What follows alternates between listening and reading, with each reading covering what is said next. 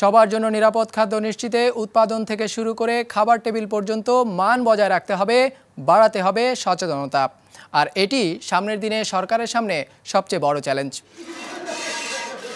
দেশে উৎপাদিত তরল ও পাস্তুরিত দুধে সীসা সহ ভারী ধাতুর উপস্থিতি মিলেছে ন্যাশনাল ফুড সেফটি ল্যাবরেটরির পরীক্ষায়। কীটনাশক সহ ক্ষতিকর পদার্থ পাওয়া গেছে গবাদি পশুর খাদ্যেও। এমন সংবাদ প্রকাশের পর বাজারে কিনতে পাওয়া সব ধরনের দুধ ও দুগ্ধজাত পণ্যের ক্ষতিকর পদার্থের উপস্থিতি যাচাই করতে নির্দেশনা দিয়েছে উচ্চ আদালত। যদিও নিরাপদ খাদ্য কর্তৃপক্ষ বলছে এটি বাজারের আংশিক চিত্র। একটা নির্দিষ্ট জায়গা থেকে তারা স্যাম্পল সংগ্রহ করে তারা এই তথ্য উপাত্তগুলো পেয়েছে। তো এটা কিন্তু একটা দেশের ট্রু রিপ্রেজেন্টেটিভ স্যাম্পল না, সারা দেশের এই যে প্রতিনিধিত্ব করে না, এটা একটা ক্ষুদ্র অংশ।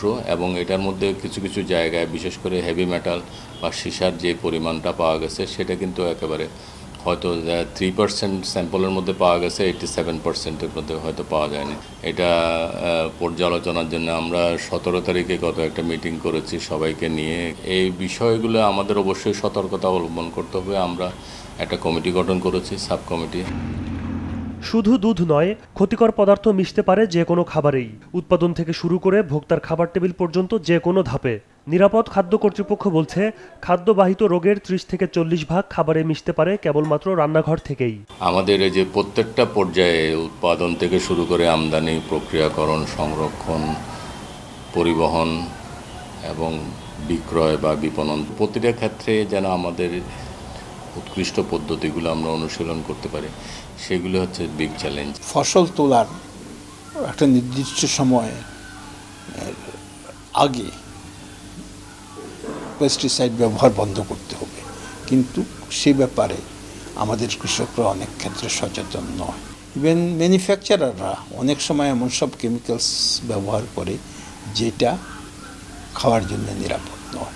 নিরাপদ খাদ্য নিশ্চিতে নিজেদের সক্ষমতা বাড়ানোর কাজ শুরু করেছে নিরাপদ খাদ্য কর্তৃপক্ষ। একই সাথে খাদ্য পরীক্ষার ল্যাব সুবিধা বাড়ানোর কাজও চলছে।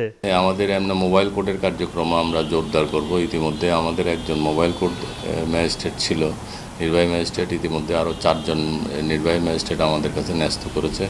আমরা এই নির্বাহী ম্যাজিস্ট্রেটদের মাধ্যমে সারা দেশে মোবাইল কোর্ট কার্যক্রম আরও জোরদার করব। আমাদের নিজস্ব একটা ইউটিউব চ্যানেল আমরা শুরু করব, যেখানে বিজ্ঞান ভিত্তিক বিশ্লেষণ এবং বিজ্ঞান ভিত্তিক ব্যাখ্যাগুলো, বিভিন্ন বিষয়গুলো যে সামাজিক যোগাযোগ মাধ্যম থেকে বা বিভিন্ন মাধ্যম থেকে ভাইরাল হচ্ছে সেগুলি আমরা ব্যাখ্যা দেব। তারপরে আমরা ভবিষ্যতে একটা কল সেন্টার খোলার আমাদের আমাদের প্ল্যান আছে। সম্প্রতি নগরীর রেস্তোরাঁগুলোকে গ্রেডিংয়ের আওতায় আনা হয়েছে। বেকারি ও মিষ্টির দোকান মালিকরাও এমন গ্রেডিংয়ের আওতায় আসতে আগ্রহী বলে জানায় নিরাপদ খাদ্য কর্তৃপক্ষ। ইমতিয়াজ হাসান, বিজনেস রিপোর্ট, মাছরাঙা টেলিভিশন।